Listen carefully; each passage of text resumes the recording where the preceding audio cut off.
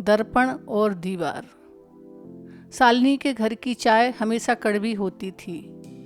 चीनी की कमी की वजह से नहीं, बल्कि उसकी बातों की वजह से। हाथ में एमए की डिग्री और मन में शिकायतों का अंबार। शालिनी दिन भर घर के सोफे पर बैठी अन्याय की गणना करती रहती थी। जब भी कोई उसे याद दिलाता कि उसने अपनी पढ़ाई का उपयोग क्यों नहीं किया, वह तुरंत अपने पिता पर बरस पड़ती। पिताजी ने मेरा कैरियर तबाह कर दिया, वह अक्सर कहती। जैसे ही पीजी ख़त्म हुई उन्होंने मेरी शादी कर दी। उन्होंने मुझे पंख फैलाने की आज़ादी नहीं दी। आज अगर मैं किसी दफ्तर में अफसर नहीं हुई हूँ तो उनका सारा दोष है।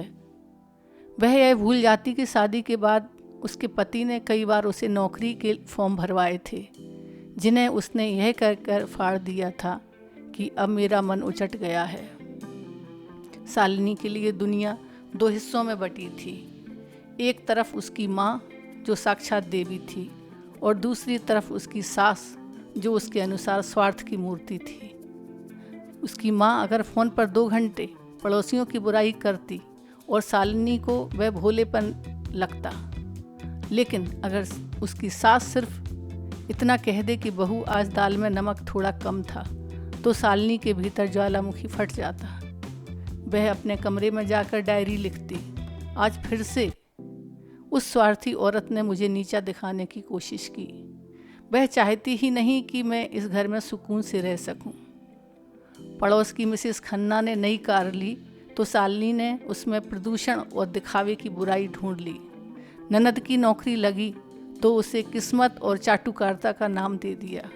उसके पास हर किसी के लिए एक चश्मा था जो केवल खामियों को बड़ा करके दिखाता था। एक शाम शालिनी अपनी बेटी जो अब कॉलेज में थी उसके पास आकर बैठ गई। बेटी ने बड़ी मासूमियत से पूछा, मम्मी क्या आपकी लाइफ में कभी कोई ऐसा इंसान रहा जिसने आपके साथ अच्छा किया हो? क्योंकि आप जब भी बात करती हैं तो या तो नाना जी ने बुरा किया, या दादी ने, या पापा ने। शालिनी अवाक रह गई। उसने चिल्ला कर कहना चाहा कि मेरी माँ सबसे अच्छी है, पर उसे याद आया कि उसकी माँ ने भी उसे कभी यह नहीं सिखाया कि अपनी गलतियों की जिम्मेदारी कैसे लेते हैं। उसे एहसास हुआ कि उसने अपनी डिग्री का इस्तेमाल ज्ञान पाने के लिए नहीं, बल्कि कुतर्कों की दीवार खड़ी करने के लिए किया है। शालिनी आज भी उसी घर में है। वह अब भी किसी दूसरे की जिम्मेदार ठहराती है, लेकिन अब उसकी आवाज़ में वह पहले जैसा आत्मविश्वास नहीं रहा। उसे समझ आने लगा कि जब हम दूसरों की बुराई खोजने में व्यस्त होते हैं तो हम अपनी तरक्की का दरवाज़ा खुद ही अंदर से बंद कर लेते हैं। शालिनी की अब एक ऐसे मोड़ पर पहुंच गई जहां उसकी शिकायतें केवल स्वभाव नहीं बल्कि एक गहरी मानसिक विकार बन चुकी थी। जब इंसान अपनी हर नाकामी का बोझ दूसरों पर डालता है तो धीरे धीरे उसका अपना अस्तित्व उस बोझ के नीचे दबने लगता है। उसकी दुनिया अब कड़वाहट से आगे बढ़कर एक गहरे सन्नाटे में तब्दील हो गई। वह अब सिर्फ बुराई नहीं खोजती, बल्कि उसे लगने लगा कि पूरी दुनिया उसके खिलाफ एक साजिश कर रही है। वह घंटों अंधेरे कमरे में बैठी रहती। उसे लगता उसकी सास की फुसफुसाहट उसके बारे में है और उसके पति की चुप्पी उसकी अनदेखी है। शालिनी पर्सनलाइजेशन के विकार से जूझ रही थी। अगर घर में कोई कांच का गिलास भी टूटता तो उसे लगता कि यह चढ़ाने के लिए किया गया है।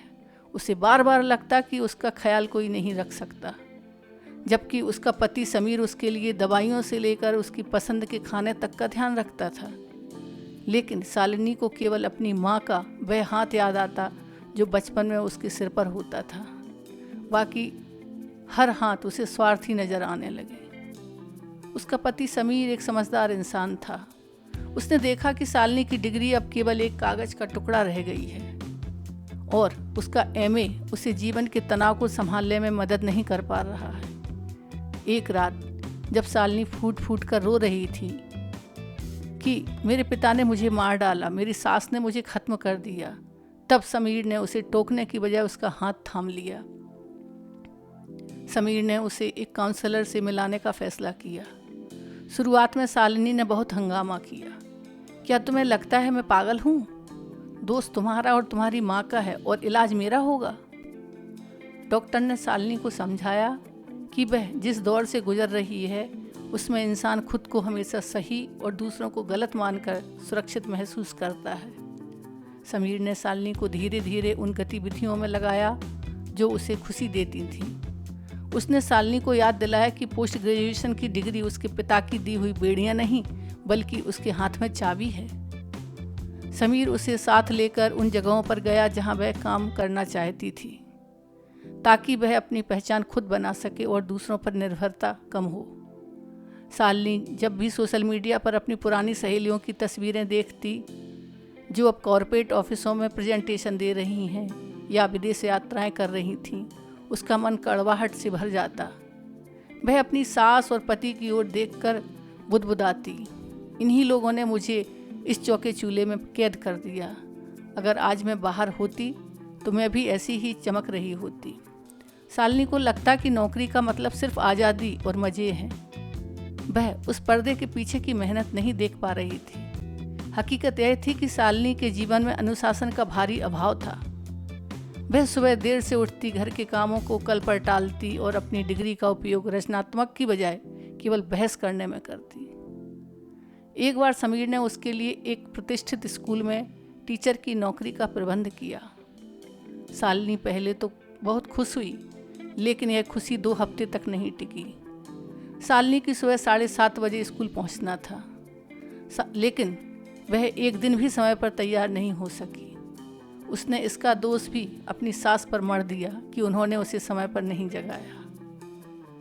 जब स्कूल के प्रिंसिपल ने उसे लेसन प्लान बनाने और बच्चों की कॉपियां समय पर जांचने के लिए कहा तो शालिनी को यह गुलामी महसूस होने लगी। उसे लगा कि उस पर हुक्म चलाया जा रहा है। उसने नौकरी छोड़ दी और घर आकर फिर से वही पुराना राग आलापने लगी। वहाँ का माहौल बहुत ख़राब था, लोग जलते थे मुझसे। उसे लगने लगा कि वह घरेलू औरत बनकर रह गई है जिसने सिर्फ बच्चों को पाला और खाना बनाया। वह अपनी इस सेवा को बलिदान की तरह पेश करती, लेकिन हकीकत में उसे वह काम भी बोझ लगने लगा था। वह अक्सर कहती, मैंने अपनी पूरी ज़िंदगी इस परिवार के लिए गला दी और बदले में मुझे क्या मिला। उसका मन अब एक ऐसे चक्रव्यूह में था जहाँ उसे घर के काम छोटे लगते और बाहर का काम उसकी अनुशासनहीनता के कारण उससे हो नहीं पाता था। वह बीच के उस शून्य पर लटक गई थी जहाँ केवल कुंठा और पछतावा था। समीर ने एक दिन बहुत शांति से उसे आईना दिखाया। उसने कहा, शालिनी, नौकरी कोई सजा नहीं है और ना ही घर का कोई काम जेल है। दिक्कत यह है कि तुम अनुशासन को बंधन मानती हो और तुम बाहर की दुनिया के मज़े को चाहती हो, लेकिन उस मज़े के पीछे का संघर्ष स्वीकार नहीं करना चाहती। शालिनी को पहली बार अपनी पोस्ट ग्रेजुएशन की डिग्री असली मतलब समझ आ गया। डिग्री केवल जानकारी नहीं बल्कि खुद को अनुशासित करने का एक प्रमाण पत्र होता है। उसने महसूस किया कि वह दूसरों में बुराई इसलिए ढूंढती है ताकि उसे अपनी कमियों पर काम न करना पड़े। समीर की बातें और इलाज के दौरान शालिनी को यह समझ आने लगा कि उसकी डिग्री अलमारी में रखने के लिए नहीं बल्कि उसके नज़रिए को बदलने के लिए थी। उसने अपनी सास को दुश्मन मानना बंद कर दिया और गौर किया कि वह वही महिला थी जो पिछले कई सालों से घर का अनुशासन और रसोइया अकेले संभाल रही थी, जिसे शालिनी तुच्छ काम समझती थी।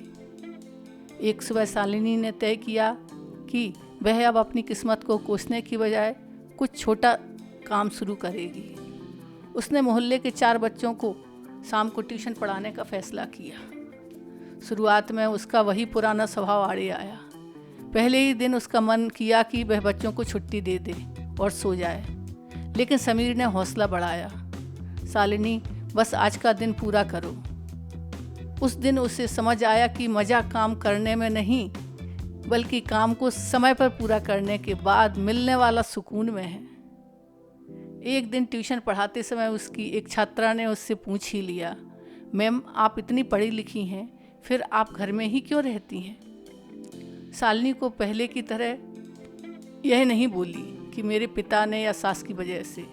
इसके बजाय उसने मुस्कुराकर कहा, बेटा, क्योंकि मैंने अनुशासन सीखने में थोड़ी देर कर दी, लेकिन अब मैं सीख रही हूँ। उस शाम उसने अपनी सास के लिए खुद चाय बनाई और उनके पास जाकर बैठी।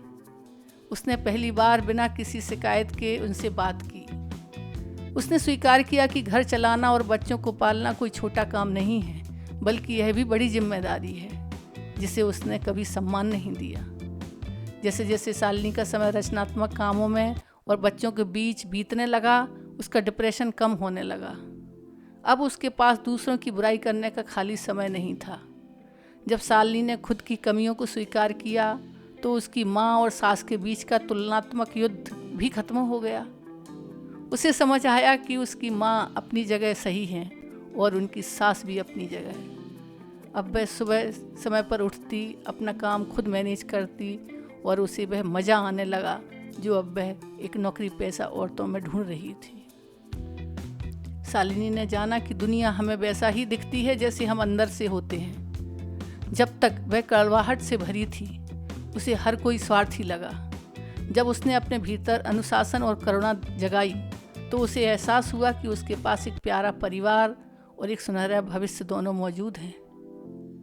शालिनी का चरित्र हमें क्या सिखाता है?